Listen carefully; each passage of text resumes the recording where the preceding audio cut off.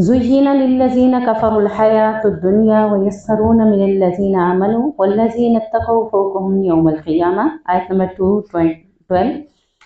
अल्लाह रब्बुल इज़्ज़त इस आयत के अंदर फरमा रहे हैं कि मैंने दुनिया की ज़ीनत, दुनिया का बनाव सिंगार, दुनिया की आरास्तगी, दुनिया की सारी महफ़िलें यानी खूबसूरती की किन के लिए सजाई हैं? काफिरों के लिए। यानी दुनिया को काफिर के लिए सजाया गया। इसकी क्या वजह है? हदीस में आता है, नबी करीम सल्लल्लाहु अलैहि वसल्लम ने फरमाया, अद-दुनिया सिजनुल मोमिन व जन्नतुल काफिर, कि दुनिया मोमिन के लिए कैद खाना है और काफिर के लिए जन्नत बना दी गई है। मोमिन के लिए जन्नत कब मिलेगी? आखिरत में। तो मोमिन के लिए दुनिया को खूबसूरत अल्लाह ने नहीं बनाया, सजा दी किसके लिए? काफिर के लिए। क्योंकि हदीस में भी है कि काफिर के लिए ये जन्नत है, क्योंकि आखिर में उसे जन्नत नहीं मिलेगी। आखिर में वो कहाँ जाएगा? जहन्नुम के अंदर। तो इसलिए उसे दुनिया के अंदर हर तरह की खूबसूरती, हर तरह की आसाइश, हर तरह की नेमतें दे दी।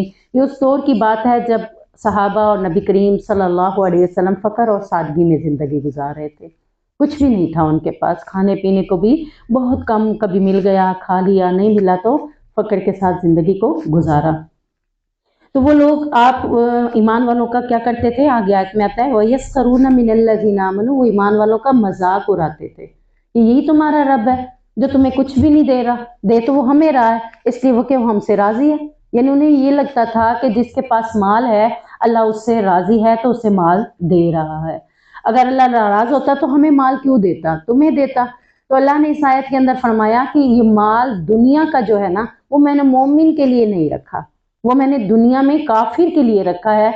मोमिन के लिए क्या है? वल्लज़ीन इत्तक़ौ फ़ौक़हुम यौमल क़ियामह, वो लोग जो ईमान लाए उनके लिए क्या है? अल्लाह कहता है क़यामत के दिन उनके मर्तबे मैं बुलंद कर दूंगा, जन्नत के आला बागात देकर उनके दर्जों को मैं बुलंद कर दूंगा।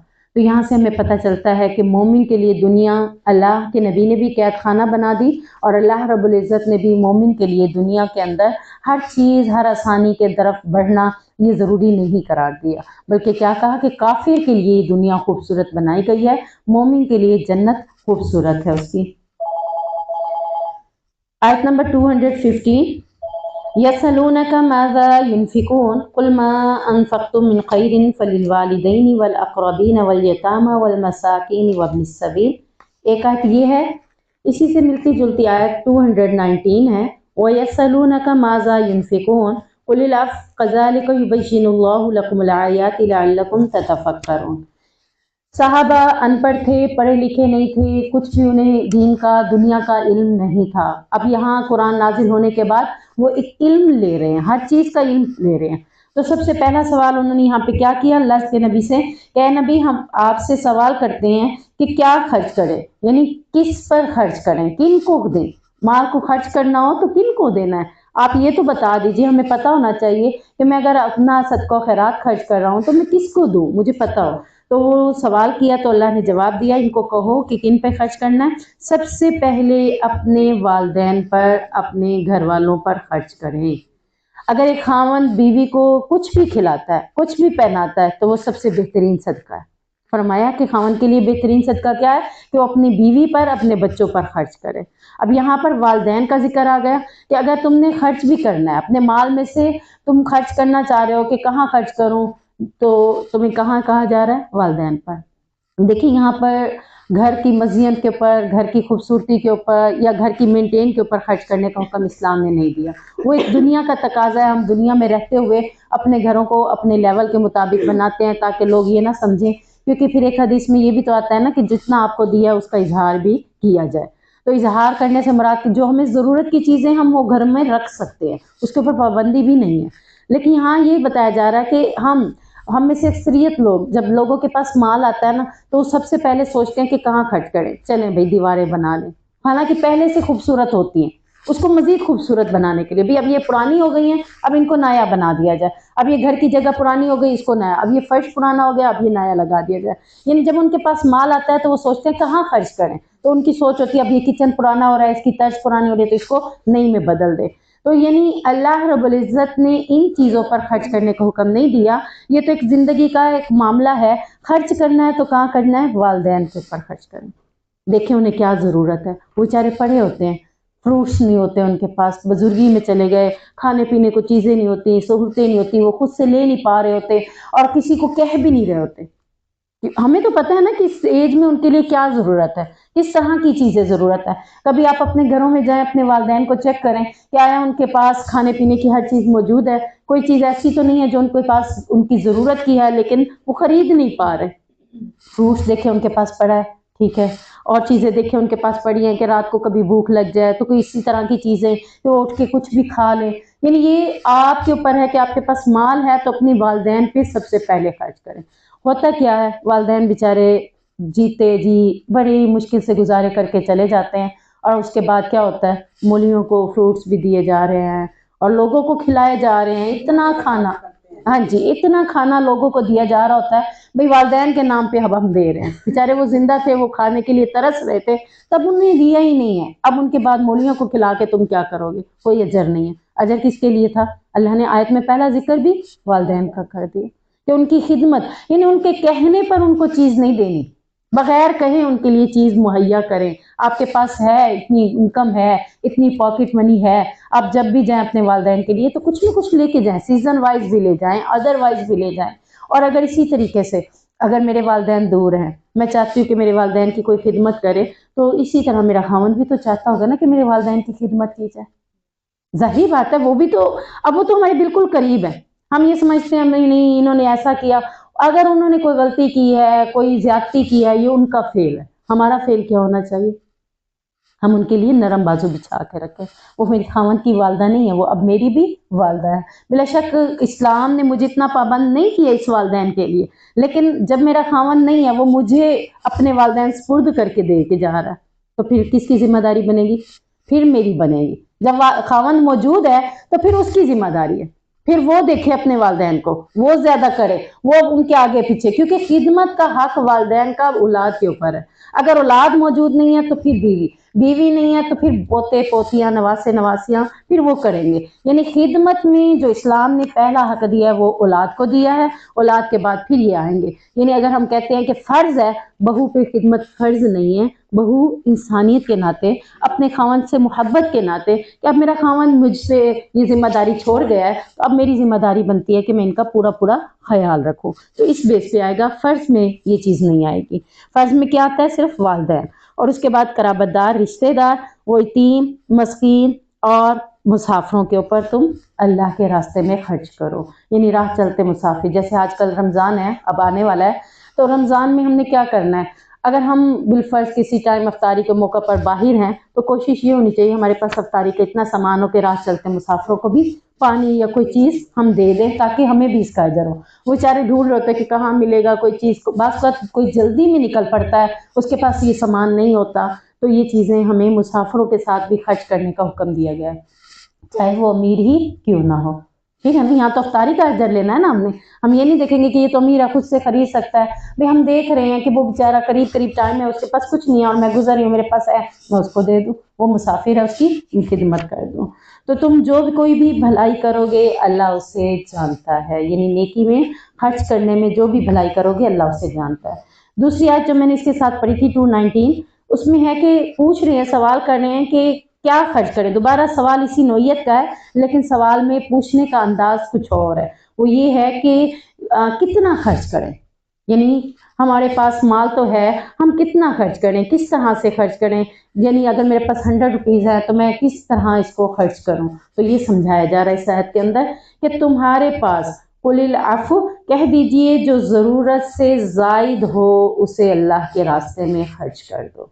आज आपके पास 100 रुपीज़ है, आपकी ज़रूरत 50 रुपीज़ है, 70 रुपीज़ है, आप उसको क्या करेंगे, 30 रुपीज़ जो आपके बच रहे हैं या 50 रुपीज़ वो बच रहे हैं, वो क्या है, आपके जायद है, और जायद अल्लाह ने खर्च करने का हुक्म दे दिया, तो अल्लाह के रास्ते में खर्च कर दो, उसे जमा नहीं करना, क्योंकि जो रब आज दे रहा है वो कल भी देगा इंशाअल्लाह, वो परसों भी देगा, जब तक जिंदगी है। आप अल्लाह के रास्ते में जब खर्च करेंगे ना तो अल्लाह उसको बढ़ाकर 10 गुना 700 गुना बढ़ाकर आपको दोबारा लौटाएगा। तो ये थी दो आयतें इसी तरह मिलती जुलती कि खर्च करने के हवाले से कि कैसे खर्च करना है। आयत नंबर 221, वला तंकिहुल मुशरिकाति हत्ता युमिन वलअमतुम मुमिनतुन खैरुम मिन मुशरिकतिन वलौ अअजबतकुम। इसमें आ रहा है निकाह के मामले में کہ جب آپ یعنی ولی کو حکم ہے، والدین کو حکم ہے، سرپرست کو حکم ہے کہ کوئی مشرک مرد عورت کے ساتھ نکاح نہ کرے اور نہ ہی کوئی مشرک مرد کے ساتھ اپنی بیٹی کا نکاح کرے۔ بہتر کیا ہے؟ غلام مل جائے وہ زیادہ بہتر ہے۔ یعنی اگر آپ کے پاس دو رشتے آئے ہیں، ایک آیا امیر کا لیکن وہ مشرک ہے، ایک آیا غریب کا لیکن وہ مومن ہے، اب آپ کو سلیکٹ کس کو کرنا ہے؟ معاشرہ کس کو سلیکٹ کرے گا؟ امیر کو۔ معاشرہ اس کو سلیکٹ کرتا ہے۔ اسلام کس کو سلیکٹ کرنے کا حکم دے رہا ہے؟ اسلام کہہ رہا ہے کہ مشرک کے ساتھ تو نکاح ہو ہی نہیں سکتا، حرام ہے۔ آپ نکاح کر بھی دیں، نکاح کے بعد بھی وہ میاں بیوی اگر بن رہے ہیں نا تو وہ میاں بیوی نہیں ہے، وہ حرام معاملات میں چل رہے ہیں، کیونکہ مشرک کے ساتھ نکاح نہیں ہو سکتا۔ شرک کرنے والا، اللہ کے ساتھ کسی اور کو شریک ٹھہرانے والے کے ساتھ نکاح نہیں ہو سکتا۔ تو یہاں پہ ہمیں بتایا گیا کہ اس سے بہتر کیا ہے؟ غلام، یعنی غریب بھی آ جائے وہ زیادہ بہتر ہے بنسبت امیر کے۔ تو یہاں اسی طرح مرد کے لیے بھی حکم ہے اور عورت کے لیے بھی یہی حکم ہے کہ دونوں میں سے زیادہ حقدار یہی ہے کہ ان سے کر لیا جائے جو کہ مومن ہیں۔ تو رشتے میں ویسے بھی حدیث کے اندر آتا ہے کہ 4 چیزوں کو دیکھا جاتا ہے: حسن نسب، خوبصورتی، مال دولت اور خوبصورت۔ تو آپ کو ترجیح کس کے دینی ہے؟ خوبصورتی کو، خوبصورت کو بھی نہیں دینی، خوبصورتی کو۔ ہمارا سب سے پہلے جا کر کیا دیکھتے ہیں؟ خوبصورت ہے کہ نہیں، دل کی خوبصورت ہو یا نہ ہو، بس بظاہر خوبصورت تو ہم نے اسے سلیکٹ کر دیا۔ اسی وجہ سے معاشرے کے اندر تباہیاں زیادہ پھیل رہی ہیں۔ اب کیا ہوا؟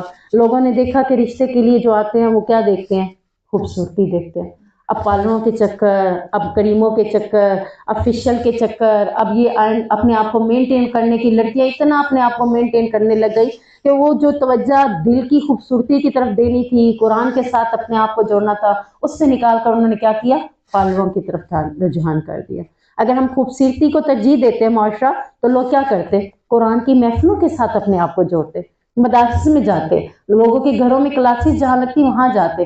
کبھی میرا رشتہ نہیں ہو رہا، اس لیے نہیں ہو رہا کہ میں خوبصورت نہیں ہوں، میری سیرت اچھی ہوگی تو رشتہ ہو جائے گا، تو آٹومیٹکلی ایسی جگہوں پہ جاتے۔ ہم نے خود معاشرے کو غلط سمت کی طرف لگا دیا ہے، تو بدلنے کے چانسز بھی ہم نے انشاءاللہ پیدا کرنے ہیں۔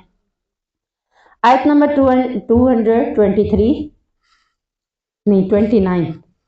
الطلاق مرتان، طلاق رجی 2 بار ہے۔ ویسے تو آپ نے سنا ہوگا کہ 3 بار طلاق دینے سے طلاق ہو جاتی ہے، یہاں لفظ آ رہا ہے طلاق رجی 2 بار ہے۔ تو اس رجی کا مطلب ہے رجوع کرنے والی، یعنی جس میں آپ کے پاس گنجائش ہے۔ رجی کا معنی رجوع کرنا۔ ایک طلاق دی ہے آپ نے، بیوی گھر میں ہی رہے گی، بیوی کہیں نہیں جائے گی۔ ہمارے ہاں کیا ہوتا ہے معاشرے میں؟ تھوڑی سی ناراضگی ہوتی ہے، لڑائی ہوتی ہے، بیوی کہاں چلی جاتی ہے؟ میکے چلی جاتی ہے۔ تو اسلام طلاق کی صورت میں بھی میکے میں جانے کا حکم نہیں دے رہا۔ کیوں نہیں دے رہا؟ قریب رہیں گے تو دوبارہ تعلق جلدی بن جائے گا، دور ہوں گے تو شیطان دوریاں پیدا کرے گا۔ اور آپ کو پتہ ہے کہ شیطان سب سے زیادہ کس کام سے خوش ہوتا ہے؟ جب میاں بیوی میں جدائی ہو جائے تو اس کام کو بڑا خوش ہو کے گلے لگاتا ہے۔ تو طلاق کی صورت میں بھی اللہ رب العزت نے بیوی کو اسی گھر میں بناؤ سنگار کر کے اسی بستر کے اوپر سونے کا حکم دیا۔ اچھا، میں ایک دن سوچ رہی تھی کہ ہمارے ہاں ایسا ہوتا ہے، بچے آ گئے، پھر بچوں کی وجہ سے الگ الگ بستر ہو جاتے ہیں، گرمیوں کی وجہ سے بعض اوقات لوگ کر لیتے ہیں۔ تو اللہ نے طلاق کی صورت میں بھی میاں کو اور بیوی کو ایک ہی بستر استعمال کرنے کا حکم دیا۔ کیوں؟ اس کی حکمت کیا ہے؟ کہ جب ایک ہی بستر پہ ہوں گے تو کوئی چیز بھی اٹریکٹ کر سکتی ہے اور آپس میں محبت کا پہلو پیدا ہو سکتا ہے۔ دور رہیں گے تو دوری کی وجہ سے محبت کے پہلو نہیں آئیں گے۔ قریب ہونے کی وجہ سے رات کو، دن میں، کسی بھی وقت ہو، جب ایک ہی بستر پر ہوں گے تو آٹومیٹکلی دل کا رجحان قریب ہونے کی وجہ سے جلدی ملاپ ہو جائے گا۔ تو یہاں بھی میں نے ایک واقعہ پڑھا تھا، اس میں تھا کہ جب اس کا خاوند ناراض ہوتا تھا نا تو وہ پہلے سے زیادہ بناؤ سنگار کرتی، خوبصورتی اختیار کرتی اور خوشبو لگا لیتی، زیادہ سے زیادہ خوشبو لگا لیتی، کہ کیا ہے کہ اس کو اپنی طرف مائل کرنے والی بنتی کہ میرا میاں جو ہے نا میری طرف مائل ہوگا۔ اس نے اس کو سختی سے کہا ہوا تھا کہ جب میری تیری لڑائی ہو نا تو نے الگ سونا۔ اس نے کہا ٹھیک ہے میں الگ سوؤں گی، تمہارے بات مان لوں گی۔ اب وہ الگ سوتی، اس انداز میں سوچتی کہ وہ اس کو مائل کرنے والی کر کے سوتی۔ تو وہ کہتا تھا آدھی رات ہی نہیں گزرتی تھی کہ اس کے پاس آ جاتا اور کہتا تھا کہ تم نے اپنے آپ کو اس طرح سے بناؤ سنگار مینٹین میں رکھا ہے کہ میں تو الگ سو ہی نہیں سکتا۔ تم تو مجھے کھینچ رہی ہو، مقناطیس بنی پڑی. تو وہ پھر اوپر سے یہ کہتا تھا اگر ساری دنیا کی عورتیں تمہاری جیسی ہو جائے نا تو کبھی گھروں میں لڑائی ہو ہی نہ. یعنی کہ تم اتنی اچھی سوچ رکھتی ہو کہ اب میں نے اس کو یعنی ناراض نہیں ہونا بلکہ اس کو ناراضگی ختم کرنے کے لیے وہ کام کرنے ہیں جس سے اس کی ناراضگی ختم ہو جائے. ام سلیم کے بارے میں بھی تو ایسے ہی صحابیہ کے بارے میں حکم تھا کہ جب ان کا بیٹا فوت ہو گیا، خاوند گھر نہیں تھا، بیٹا فوت ہو گیا، بیٹے کو ایک سائڈ پہ کمرے میں کونے میں رکھ دیا. خاوند آیا، کھانا بنا کے دیا، کھانا کھایا. اس نے پوچھا بیٹے کی طبیعت کہتی پہلے سے سکون میں، بتایا نہیں فوت ہو گئے. پھر اپنے آپ کو بھی پیش کیا کہ اگر میرے خاوند کو میری حاجت ہے تو مجھے بھی استعمال کر لے. اور اس کے بعد جب وہ فارغ ہوئے تو اس نے کہا کہ اگر اللہ نے کوئی امانت دی ہو تو پھر اس کی امانت کو واپس لٹائیں گے یا اپنے پاس رکھیں گے. اس نے کہا بھی امانت کو تو لٹایا جائے گا. تو اس نے کہا کہ اللہ کی طرف سے بیٹا ہمارے پاس امانت تھا، اللہ نے واپس لے لیا. کہ اتنی بڑی بات تم نے اب مجھے بتائی. انہیں ایسے لگا کہ ہم نے جو تعلق قائم کیا یہ نہیں کرنا چاہیے تھا غم کی صورت میں. تو نبی کے پاس گئے تو نبی نے کہا کہ تمہاری عورت، تمہاری بیوی بڑی ہی بلند درجے والی ہے، اللہ تمہیں یعنی بیٹے کثرت کے ساتھ دے اور ان کو دین کا عالم بنائے. تو حدیث میں آتا ہے 9 بیٹے ہوئے، سارے کے سارے حافظ قرآن بنے. یہ ہوتا ہے ماؤں کا کردار، یعنی عظیم مائیں ہوں تو بچے بھی عظیم ہی پیدا ہوتے ہیں. تو یہاں اللہ رب العزت نے طلاق کی صورت میں جو رجوع والی ہیں وہ 2 طلاقیں رکھی ہیں. ایک بار طلاق منہ سے نکال دیا اس نے کسی بھی موقع پر غصے میں یا جیسے بھی، طلاق تو ہو گئی ہے. اگر 3 طلاقیں ایک ہی دفعہ میں دے دیں 100 بار بھی ایک بار بولے گا نا تو ایک ہی ہوگی. جی وہ 3 دے، 100 دے، 10 دے، 15 بار بولے. لوگ 3 بار بولتے ہیں نا تو ان کا مائنڈ ہوتا ہے کہ 3 طلاقیں ہو گئی، نہیں، ایک ہی ہوئی ہے. ایک ہی وہ عدالت کی طرف سے 3 اکٹھی دے دی ہے. اب وہ رجوع کر سکتا ہے یا نہیں؟ جی جی بالکل کر سکتا ہے. طلاق جو قرآن ہے نا وہ شرعی جو قانون ہے نا اس سے حکومتی قانون نہیں بن سکتے. شرعی قانون میں ہمیں کیا کہا جا رہا ہے؟ ایک طلاق کے بعد 1 مہینہ ہے اس کے پاس، ٹھیک ہے نا. 1 مہینے کے اندر اندر وہ رجوع کرے گا. اور اگر اس نے 1 مہینے کے اندر اندر رجوع نہیں کیا، اب یہ بیوی کے اوپر ڈیپینڈ کرتا ہے نا کہ بیوی 1 مہینے کو بھی کیوں انتظار کرے، وہ 1 دن کے اندر بھی رجوع کروا سکتی ہے. یہاں سے ہمیں سمجھ آ رہی ہے نا. تو اب اس کے پاس پھر بھی پورا مہینہ ہے، اس 1 مہینے کے اندر اندر اپنی بیوی سے جب رجوع کر لیتا ہے تو پھر ان کی 1 طلاق شمار ضرور ہوگی زندگی میں. بیوی تو اس نے 7 ماہ سے پہلے بھی نکال دی تھی گھر سے، بچے بھی صحیح. اب وہ رجوع کرنا چاہتا ہے. بس ایسے جیسے کہتے ہیں نا کوئی چیز مجھے یہ دے دو، مجھے میرا کیس پہ 3 لاکھ روپیہ لگا ہے، میرا کڑا ہے، وہ دے دو، اس کے بعد میں سوچوں گا. نہیں یہ تو پھر ظاہرہ بلیک میلنگ والی بات ہے، لڑکی کی زندگی تباہ والی بات ہے. نہیں اس کے بعد پھر یہ بہترین طریقہ یہی ہے کہ جو اس نے طلاق دی ہے وہ ایک تو ہو گئی ہے نا، اب اس کی ارادہ ہی نہیں ہے رجوع کرنے کا تو اسے چاہیے کہ وہ دوسری بار طلاق دے. نہیں دیتا، ان کو دین کی سمجھ نہیں ہے، وہ سمجھ چکے ہیں کہ 3 بار ہو چکی ہے یا جس طرح سے بھی ہے. پھر وہ عورت کو ہے کہ وہ تقریباً 4 سال انتظار کرے گی. 4 سال کے بعد وہ کہیں بھی نکاح کر سکتی ہے. 4 سال کے بعد وہ کہیں بھی نکاح کر سکتی ہے. کیونکہ جس کا خاوند گم ہو جائے یا وہ اپنا بتا نہ رہا ہو کہ میں کہاں ہوں، کوئی پتہ آتا نہ ہو، تو اس عورت کو بھی 4 سال تک عمر ہے کہ وہ 4 سال انتظار کرے. 4 سال کے بعد آٹومیٹکلی اس کا معاملہ ختم ہو گیا. اب یہاں تو قانونی اس کو طلاق مل چکی ہے.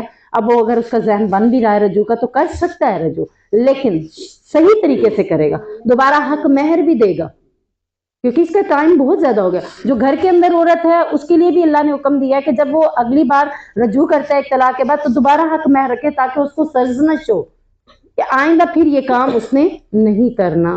تو یہ مسائل میں لوگ صرف اپنے مفاد کی وجہ سے کر رہا ہے، وہ تو صاف نظر آ رہا ہے کہ وہ تو اپنا مفاد چاہ رہا ہے. تو بہتر ہے کہ اس طرح سے رجوع کروائے ہی نا، تو کہیں اور معاملہ چلا لیں. تو اسی طرح 1 مہینہ گزر گیا، اگر اس کی نیت نہیں ہے رجوع کرنے کی، واقعی طلاق دینے کی ہے، تو 1 مہینے کے بعد پھر دوسری طلاق دے گا. پھر 1 مہینہ پورا گزرے گا، اس میں وہ رجوع کر سکتا ہے، دوبارہ اسے اپنی بیوی بنا سکتا ہے. پھر دوسرا مہینہ بھی گزر گیا ہے، اس نے اس کو بیوی نہیں بنایا، رجوع نہیں کیا، تو پھر دوسرے مہینے کے بعد وہ طلاق دے گا اور پھر اس کو گھر سے رخصت کر دے گا. اور گھر سے رخصت بھی کیسے کرے گا؟ اللہ نے بہت ہی اچھی بات کی کہ اس کو معروف طریقے سے تحفے تحائف دے کر رخصت کرے. ذلیل و خوار کر کے بھیجتے ہیں یہاں تو، یعنی معاشرہ اپوزٹ چل رہا ہے. اسی طرح جب پہلے دور میں معاشرہ اپوزٹ چلتا تھا تو انبیاء آ جاتے تھے. دین کی سمجھ نہیں نا ان کو. جی اب انبیاء تو نہیں آ سکتے تو ہمارے پاس دین تو مکمل موجود ہے. ہم وہی بات ہے نا، آج کے علماء بھی صحیح گائیڈ لائن نہیں دیتے.